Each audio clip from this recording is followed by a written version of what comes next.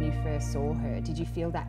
Did you feel instant love? I did. I felt, for me, it was because my obstetrician had also said that I could have non-separation, which is usually when the baby comes out through a C-section, the birth partner will take the baby away for 40 minutes while you get sewn up. But my obstetrician had stressed that I should have non-separation, which means that Trixie just stayed on my chest. Right.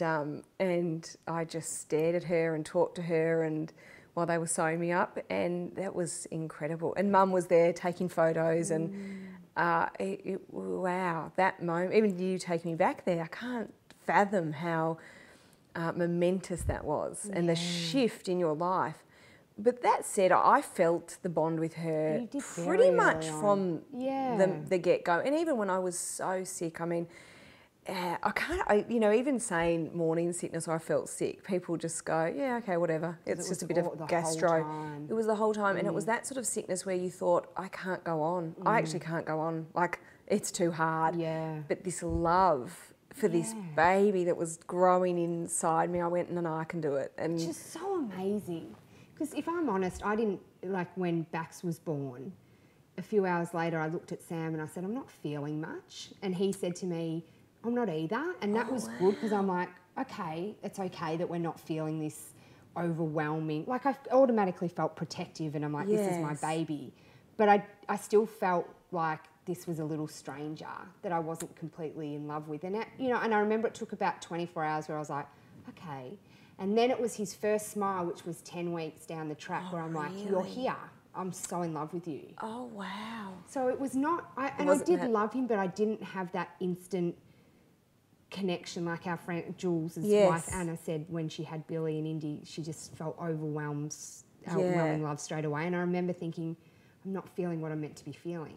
But I think you just feel what you feel. You do, and you can't, and that's actually really important because I think so many women, and when I was pregnant, I was picking everyone's brain, and you remember I was asking you in great detail every little step of the way, what happens, how do you feel? And the experience is so unique to everybody because for me, having a little girl, you know, we've talked about this, just blew my mind. It was everything I've ever wanted. And, you know, you've got to be honest with yourself at times, and I think sometimes women can think, well, I think I should be feeling this, so I will feel this. And I think that's the worst thing as a mum too, and to compare and to just, I think you just feel what you feel when you feel it, and that's okay. Yeah. Because sometimes, like you're about to go to mother's group. Yes. But even at mother's, you know, and Trixie's sleeping through, and people are like, don't tell the other mums. But it's like, why? We all have to have different experiences, and that's okay. Exactly. But when you're a new mum and it's so new, you can't help but compare a little bit and go, oh, am I doing this right? Am I feeling this? I'm not, you know. I know. It's so new and confusing. It is. And see, for the past week, I've done my head in because I thought, for the first sort of 6 weeks, I went, I'm just going to love her, cuddle her. I'm going to let her do, she can tell me what she wants, what she needs, and I'm just going to go with the flow. And then I had a few people say to me, you know, about 6, 7 weeks, start the routines.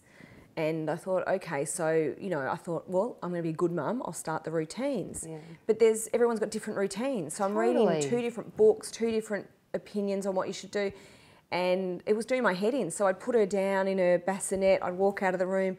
Apparently I've got to look at my clock for 2 minutes. Okay, 2 minutes, done, and go back in. Like you just, and then you do your head in with it. You honestly do. And because I think every baby's different and you read things and, you know, it's like, this will work, and it's like, you just do what you want. You don't hear any kid, like what routine did our parents do? You know, you don't go, that kid's not sorted because they didn't have a routine. Exactly. Although whatever you do to survive, you're in survival mode. That is so true. And in fact, Mum had one thing that she'd do that I refused to do to my daughter, because the witching hours, which I'm now very aware of, so between about 6 p.m. and 10 p.m. Yeah, mine starts at 4. Trixie goes crazy.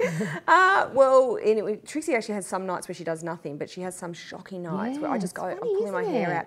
And Mum said to me, you know, I could do what I did with you 3. And Mum used to get the dummy, or get a dummy, and dip it in glucose syrup. And then put it on her mouths. So my mum started my sugar addiction at about 6 weeks. So I refused to do that to my daughter. Parents, didn't they used to dip it in alcohol too? Yeah, I don't think they admit to that, but that definitely goes on. Yeah. Do you remember when you were a kid though? I remember like sipping out of Dad's beer when I was so young. Really? Yeah. And the other day somebody said, I want to give Baxi a little sip. I'm like, are you mental? No way. But I remember when I was younger, like it used to be so much more relaxed than now. Yeah, you're right. Like he's not sipping the froth of your beer. That is, no. No. I'm actually, I don't know whether to call docs on your parents. That's just not right. It's so not right.